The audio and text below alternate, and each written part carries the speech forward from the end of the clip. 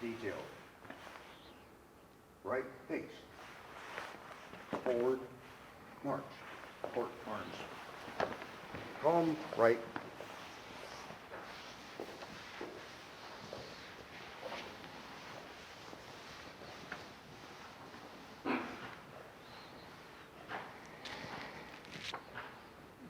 I'd like to say thank you to Post 18 for their service to our country and also for their attendance here today.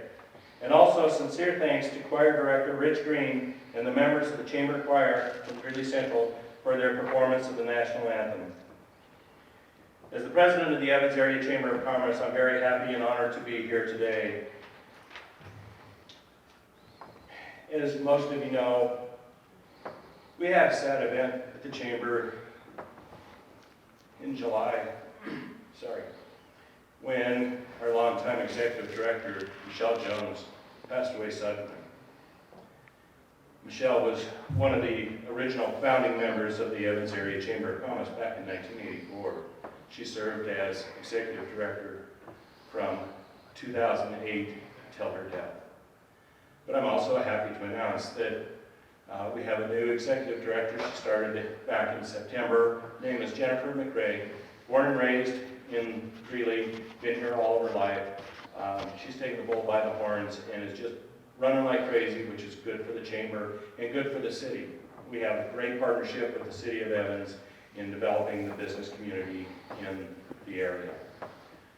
Jennifer could not be here with us today. She is over in Fort Collins attending the Association of Colorado Chambers annual conference, where there's a number of breakout sessions, community development events, and award ceremonies. So unfortunately she couldn't be here, but I know she extends her welcome to everybody as well.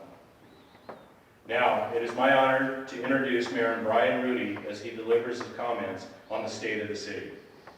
Mayor Rudy, along with his wife Sam and their two sons, reside in the Grapevine Hollow neighborhood, and Brian has been a resident of the Evans-Greeley area since 1993.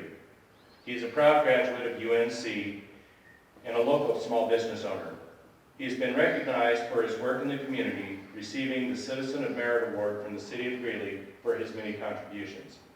He is a dedicated high school coach and has worked with youth sports for over 20 years. Brian was elected to the City Council April 2012.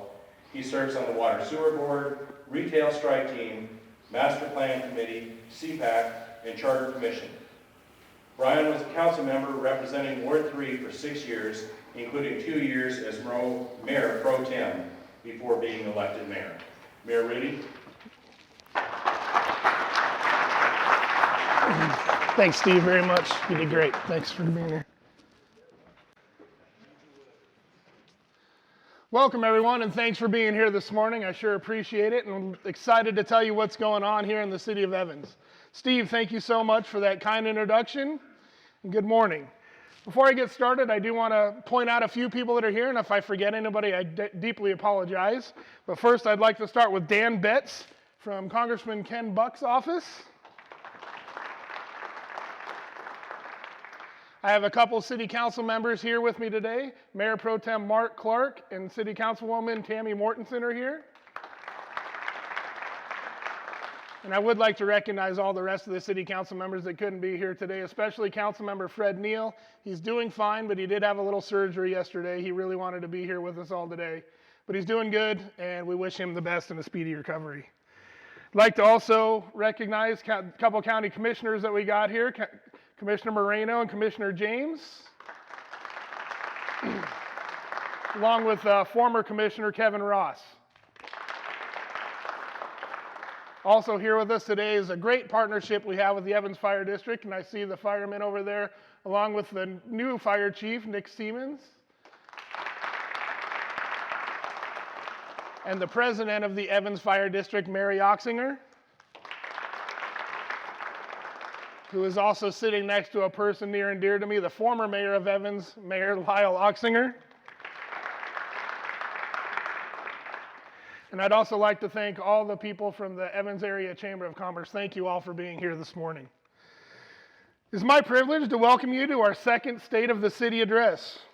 We had to skip the event last year in 2020 for obvious reasons, but we are glad to be back to share the good news about Evans and our community. Again, I want to thank the Evans Area Chamber of Commerce for sharing this event with us. We appreciate our relationship with the Chamber and all the support of the Evans community.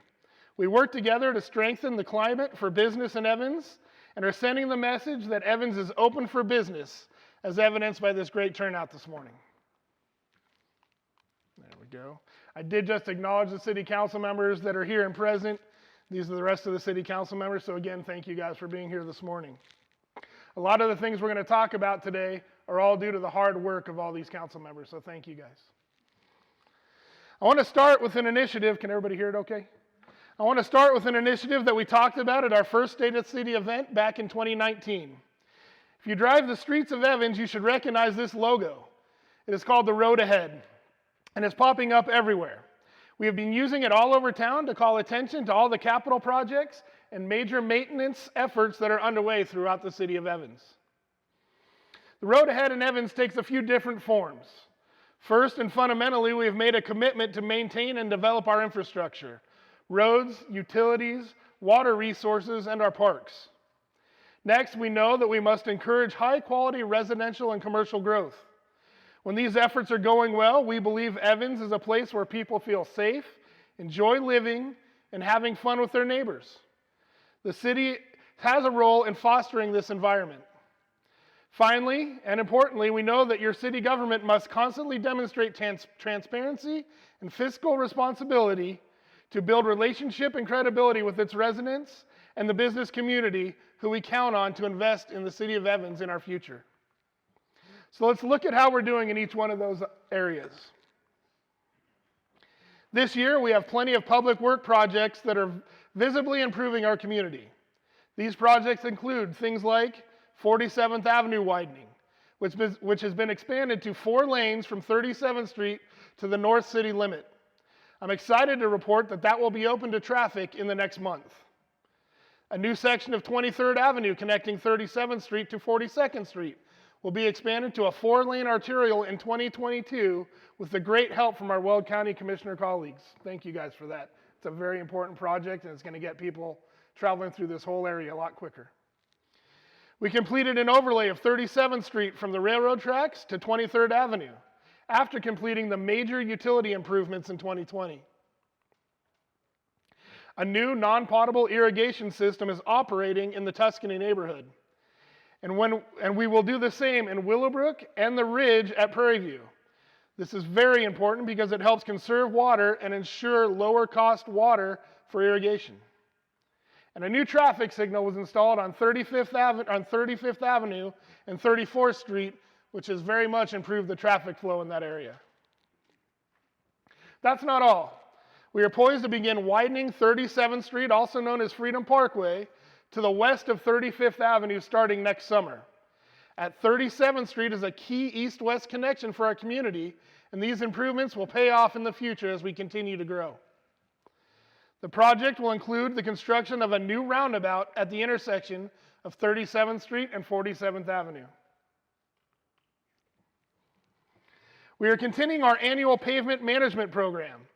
This involves asphalt patching, concrete repair, and chip seal resurfacing to extend the life of our existing roads. Our new road tax has enabled us to more than triple the maintenance work we can complete each year. Also, this new level of maintenance has allowed for resurfacing work in many neighborhoods, plus the much needed repairs to 37th Street, 49th Street, and 65th Avenue. For years, Evans businesses, Eastside residents, and commuters on Highway 85 have experienced flooding during the heavy rain season. Based on recommendations from a citizen task force, the city will spend over $7 million on Highway 85 storm drainage improvements over the next 3 years. This work addresses the most severe drainage problems and will help encourage new investment in the corridor. We have been experiencing a wave of high-quality development underway, and I expect that trend to continue. Like most communities in northern Colorado, Evans is experiencing fast growth.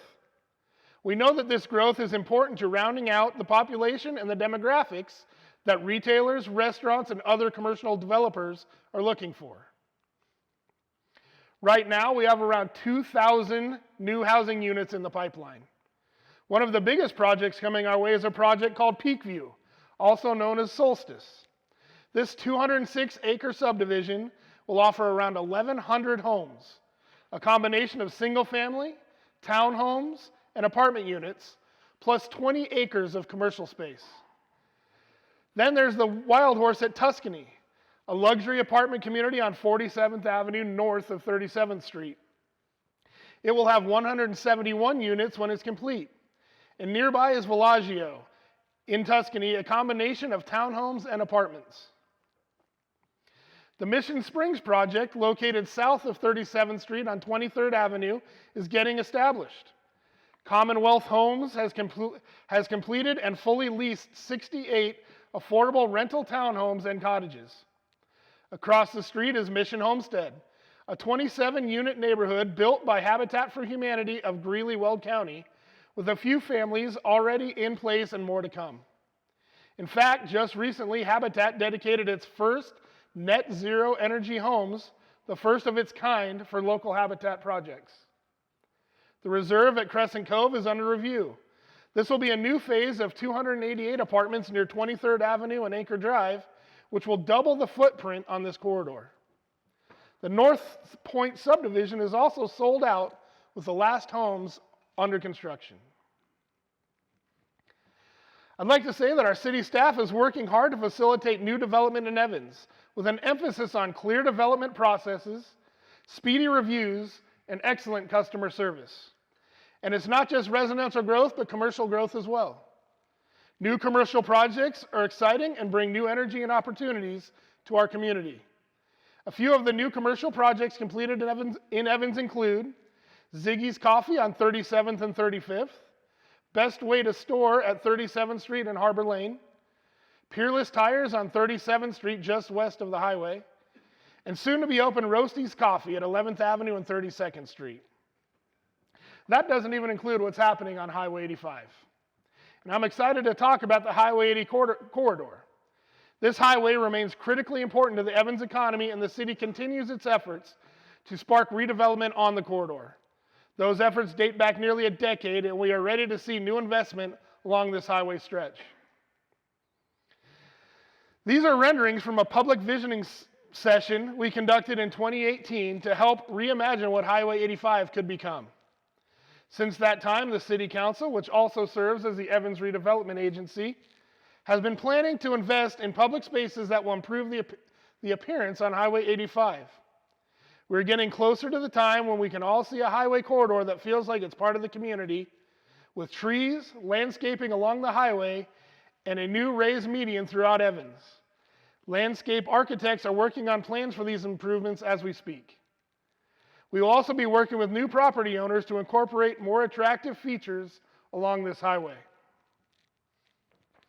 The city's redevelopment agency purchased property on two corners of Highway 85 and 31st Street a number of years ago. Many of you might know these as the Randy's Diner and the Esch's Market site. At the time, the southeast corner was burdened with environmental contamination that made new development challenging. We have successfully completed that cleanup and positioned that corner for redevelopment. The obsolete buildings have been demolished, and the ERA is working with an experienced development partner, Flexible Real Estate, who I'd like to say is here today, to kickstart new development and lead the way for more private sector investment based on today's market conditions and demands. Those efforts have paid off.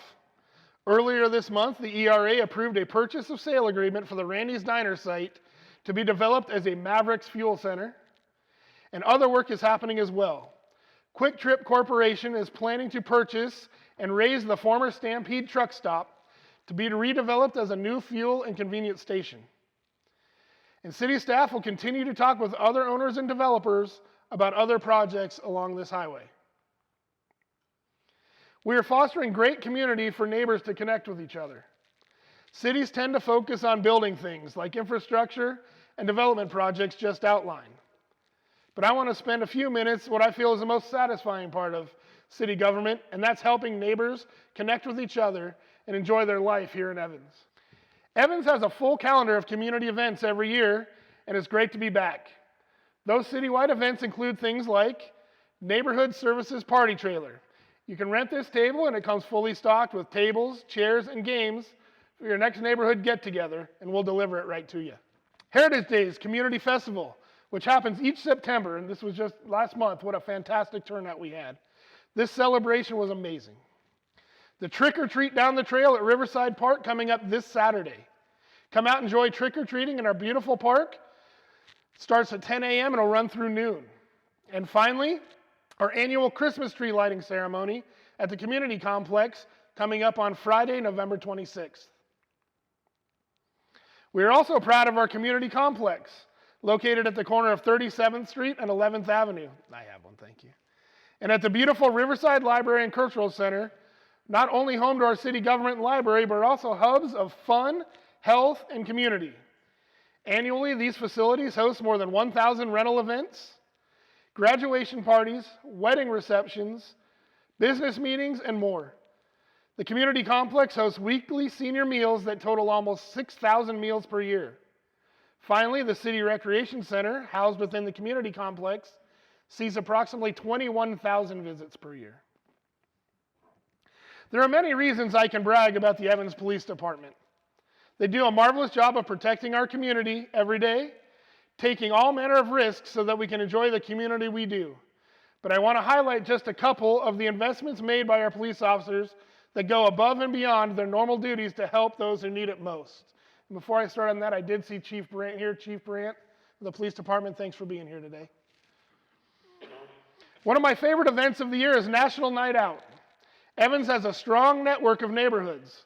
On the first Tuesday in August each year, we typically have a dozen or more parties in neighborhoods all across the community with neighbors outside enjoying food, games, and just hanging out with each other.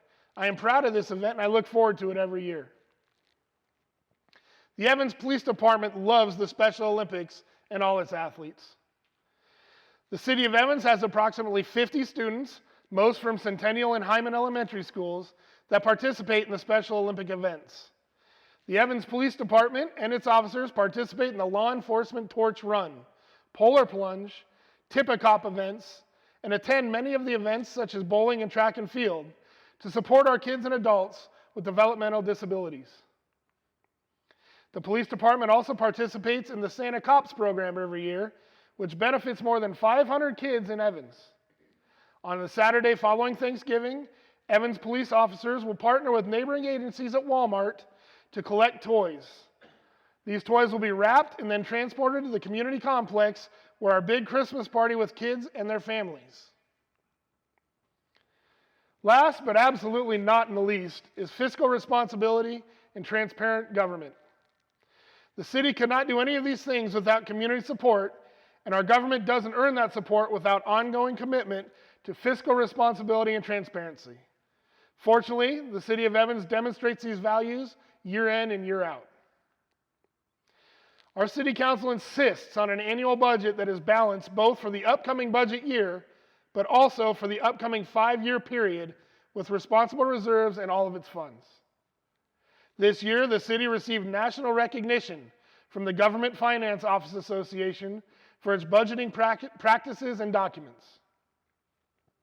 The city continues to receive a clean audit opinion every year thanks to our professional finance team, led by Jackie, who I did see here as well. Thank you, Jackie. To reinforce our values and the transparency, the city now live streams all its city council meetings and its work sessions. We continue to step up our efforts to connect with our diverse population in Evans and with increased bilingual distribution of all of our information. Approving the annual budget is one of the key responsibilities of locally elected officials. The 2022 budget includes investment in critical areas that include an additional 7.5 full-time employees, increased departmental capacity, and efficient services that will increase capacity for efficient services in Evans. Approval of $18.3 million in capital projects all across our city. The city has multiple grants in operation at any point, and staff continue to work with our county, state, and federal agencies to identify future funding possibilities that can further the tax dollar. Before we conclude, I want to tell you about one of our highest priorities, and that is making sure that our police department has a safe and modern space in which to work, a space that will serve our community for generations to come. Currently, the Evans Police Department shares a northeast section of the Evans Community Complex located at 1100 37th Street. It was built in 1998 to accommodate staffing levels of approximately 20 staff, which is about half of the current staffing level and lacks a number of the functional space features that are necessary for today's modern police work. A recent facilities needs assessment study estimated that a facility would need to meet the needs for the future would need to require 41,000 square feet of space and accommodate 60 to 75 officers sworn in civilian. No final decision has been reached on the location for this police department. A new police station could be funded by revenue redirecting from an existing sales tax that was passed by voters in 2002 for other specific capital improvement purposes. The City of Evans is asking voters to consider utilizing funds that are generated from that existing tax to pay for capital costs related to the new police station. The project comes with an estimated cost of approximately $25 million. Since this is an existing revenue source, the new police station could be completed with no new or increased taxes. That wraps up my update on the road ahead in Evans. Along with the rest of the City Council, I'm very excited to continue our momentum and follow through on our promising plans you've heard about this morning. I want to thank you for attending this morning's event and for your support in the City of Evans. I look forward to next year's State of the City event where we will be able to report on more progress. I hope that you'll take a closer look at any of these projects and initiatives that you've heard about today and get involved with making great things happen for our community. Enjoy your rest of your day, and thank you so very much for coming today.